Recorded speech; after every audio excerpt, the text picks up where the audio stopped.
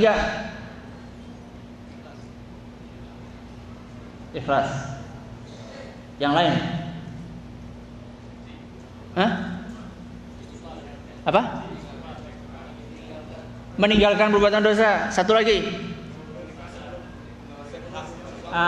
Kalau misalnya dosa itu berkaitan dengan hak orang lain, itu harus diapa? Harus dikembalikan. Jadi yang pertama adalah meninggalkan dosa. Ini tobat nasuha, syaratnya pertama apa? Meninggalkan dosa. Yang kedua, nyesel, menyesali perbuatan dosa yang dia kerjakan. Yang ketiga, berkemauan keras dan bertekad bulat untuk tidak mengulangi. Yang keempat, kalau misalnya berkaitan dosanya itu dengan hak orang lain, maka harus apa? Dikembalikan. Pertama adalah meninggalkan maksiat. Maksiat itu nggak akan lepas dari dua hal. Kalau nggak mengerjakan yang diharamkan oleh Allah, ia meninggalkan apa yang diwajibkan oleh Allah. Jadi kalau misalnya panjenengan kaum muslimin dan kaum muslimat sekalian ditanya, apa sih dosa itu? Definisi dosa. Dosa itu adalah mengerjakan apa yang diharamkan oleh Allah atau meninggalkan apa yang diwajibkan oleh Allah dan Rasulnya Sallallahu Alaihi Wasallam. Contohnya, mengerjakan apa yang diharamkan oleh Allah adalah orang-orang yang katanya biasa cuci mata. Cuci mata ini dosa loh. Ya dikira wah cuci mata ini nyantai aja. Kalau istilah anak bukan cuci mata, itu ngotori mata itu. Ya, kalau cuci mata bikin mata bersih, mata sehat. Kalau itu bukan bikin mata bersih, bukan bikin mata sehat, malah bikin mata merah. Karena banyak apa? Banyak maksiat. Kalau misalnya orang mau tobat, anak pokoknya mau tobat, nggak mau cuci mata lagi. Maksudnya bukan cuci mata yang beneran pakai air ya. Maksudnya cuci mata yang tadi itu. Insya Allah semuanya juga paham, ya kan? Ngaku aja. Cuci mata, dia mau tobat. Bah, anak mau tobat, anak mau meninggalkan. Cuci mata tersebut. Ketika bertamu ke rumah teman, pas teman ini lagi nyetel Inul. Aduh, anak mau tobat nih kemarin, tapi gimana ya, kok kayaknya sayang nih. Ini berarti dia belum tobat. Kalau tobat dia harus apa? Ninggalkan maksiat. Dia tinggalkan. Dia nggak tergoda oleh teman, nggak tergoda oleh kawan. Pokoknya anak mau tinggalkan, anak mau tobat nih. Anak pengen mata anak bersih, mata anak jernih. Anak pengen cuci mata dengan membaca Al-Quran. Contoh dosa yang berbentuk meninggalkan hal yang diwajibkan oleh Allah. Contohnya misalnya sholat. Allah mewajibkan sholat. Berarti kalau misalnya kita tinggalkan itu maksiat. Kalau orang mau tobat dari perbuatan meninggalkan sholat, maka kalau misalnya sudah dikumandangkan azan subuh, terutama subuh ini yang biasanya kita susah bangun, maka ketika dikumandangkan azan subuh, dia harus melepas selimut tebal yang dia gunakan, kemudian dia bangkit menyentuh air yang dingin, berwudu, kemudian dia berangkat ke masjid meskipun dalam keadaan ngantuk. Kalau orang yang dikatakan anak ingin tobat, anak ingin sholat berjamaah, begitu terdengar suara azan subuh, dia malah semakin apa? Selimutnya semakin ditarik, semakin ngeringkuk tidur. Ini berarti belum tobat. Tobat nasuha adalah yang pertama meninggalkan apa? Maksiat. Dan maksiat bentuknya adalah kalau enggak mengerjakan yang diharamkan, ia melakukan ia meninggalkan apa yang diwajibkan oleh Allah Subhanahu wa taala. Yang kedua adalah menyesal. Jadi orang yang mau taubat nasuha, setiap dia ingat dosa yang dulu pernah kerjakan, dia menyesal. Subhanallah, kenapa ya kok dulu anakku berbuat seperti ini, seperti itu. Anakku gak bersyukur ya kepada Allah Subhanahu wa ta'ala. Anak sudah dikasih mata, anak sudah dikasih telinga, sudah dikasih harta, kok anak gak bersyukur ya melakukan perbuatan dosa. Nyesal, meneteskan air mata. Bukan malah bangga.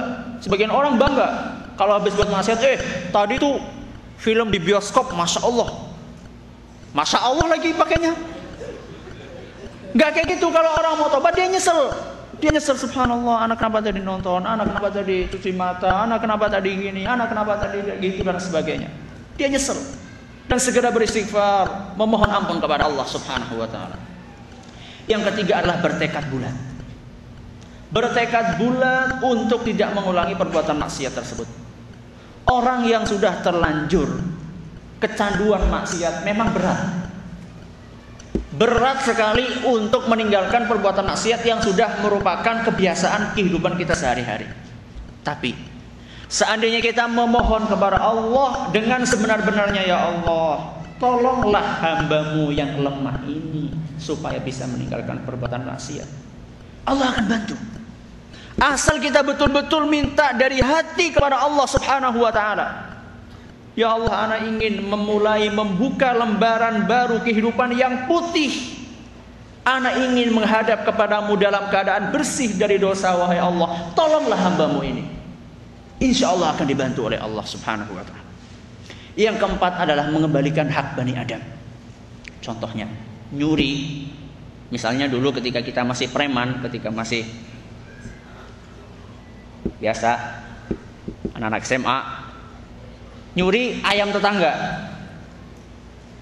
Sekarang Masya Allah sudah jenggotan, sudah udah kayak ustadz nih.